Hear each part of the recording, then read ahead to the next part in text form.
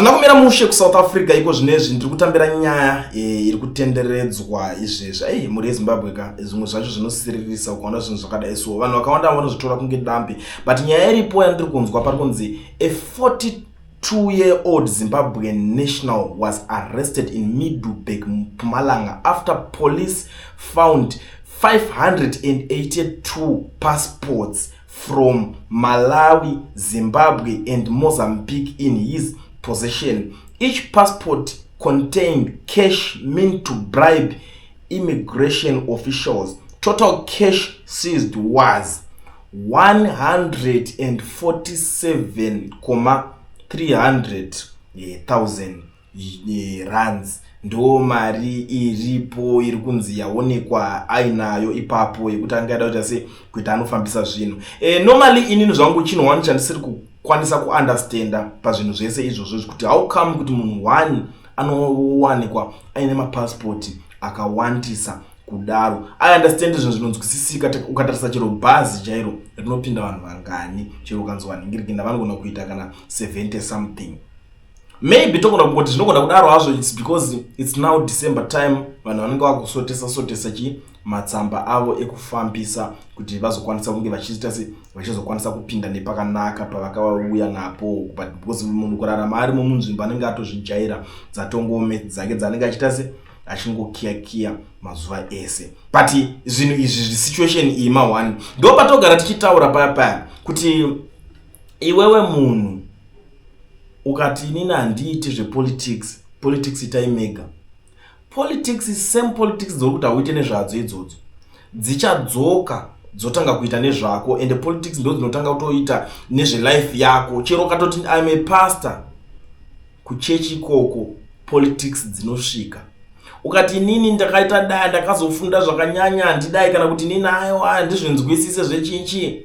Ndosaka tiripo tichitozvitaura neshona kuti munhu wese anzwisise especially vari muZimbabwe and one day I wish and I hope kuti teta kutaura nemalanguages ese zvawo emuZimbabwe kuti vanhu vese vakwanise kuita se kuramba vachibatsirikana vachinzwisisa zvinhu zvinenge zvichiitika because pari situation apa ama1 zvinhu zvese zviri kukonzereswa nechii zviri kukonzereswa nekuti nyika yeZimbabwe pachayo yakatodhakwa yakazvidhakwira mabasa akutorina vanhu vazhinji vari kurarama ikoko vari kurarama nekungwavha kuhasela but havasi vese vanhu vanokwanisa kana kuti vanochigona chilife chekuhasela chiya havasi vese vanhu nevamwe vakatokwanisa kuita maqualifications akawanda saka chinokuti vanhu vari kuzongoti vakanobuda voenda kunotsvaga magreener pastures but foreign ngikini apa neighboring country apa paita mutauro wakawandisa because ndopega pane mitemo imwe inenge iine kakuomeserana havakwanisa kungopa vanhu kana mavisa zodoti okay iwewe uri kudopinda munyika medu uchikuda unogara manhikina akaita sechingoenda unoita iwe uri kuita ikoko because wagara watopinda musystem ndakudhara. They don't want to do that. Vane maitiro avo avanoita ekukupa 21 days so nekudaro vanhu ndopa vanozongoitawo muskillful mudhiginyira yavo. But honestly speaking, I'm not happy nekufambiswa kuri kuitwa even this issue, this story because munhu abatwa ane manhikina akawanda because zvinokonzeresa zvinotanga kureiza pamuromo. I know kuti vakomana vacho vanenge vakuda kutotsvagawo vakawanda vanenge vane masini iwayo kuti vange vachikwanisa kuita se kuzoitawo mari but 582 mapassports.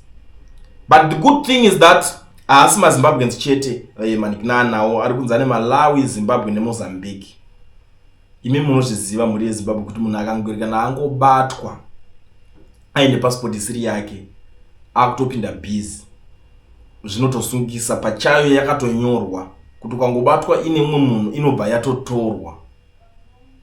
Saka ndosaka ndiri kuti it's bad news to 582 people vane masini avo aya mapassports atorwa nekudhakwa kwakaita nyika ikoko. Unenge wakutozoti wakutonotangidza kubuditsa imwe mari $170 kana kuri kuZimbabwe kumakombe kana uchida yekumirira ye7 days iyaya kana uchida emergency munoziva you know kuti unongoramba uchingorwa matop up nematop up emari dzese idzo unongochiisa. Saka muchidimbu tingoti zvinhu hazvitorina kutomira mushe.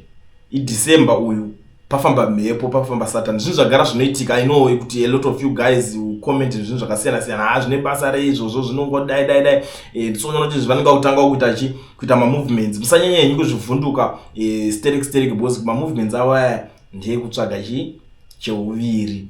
Vanhu ivavo vanenge vachinzi vada kuzviningirikina, vivi kune mamwe green bomba vakatoda kutsvagawo cheuviri munhu wese anenge achida kuningirikina. But ma situations ekuti government yeZimbabwe inofana kuita something about it. Inini you know that kuti pese panotaurwa muZimbabwe kazoomesero, muZimbabwe nazodai so, kunyika yakadai so, inyaya dzandinotanga kumhanya ndenda kutonzwa kurwadziwa kuti tinge tichitaurirana tichionesana zvinhu zvinenge zviripo.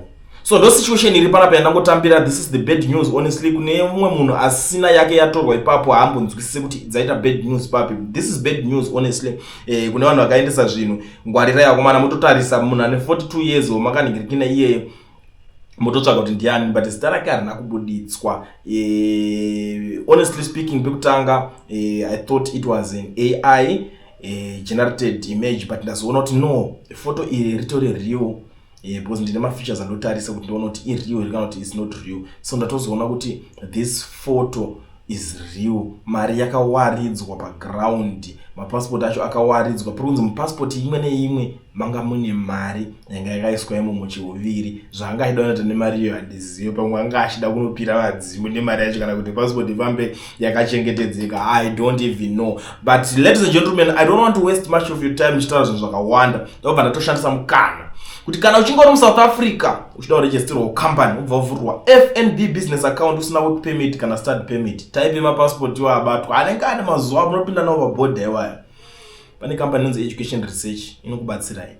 Contact them because once une passport yako iri valid, utori valid kudara, so everything to you chinenge chitori valid. That's why uchitobvunzonotenga chero kwaunoda. That's why uchitokana ukabatwa chero nemapurisa havana zvavanokuita because uri valid.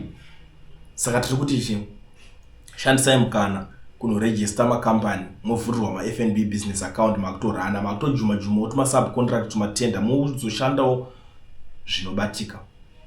I think ndatoita clear papa. I don't want to waste much of your time tichitaura zvakawanda because honestly speaking nhasi zvakawanda zviri loading.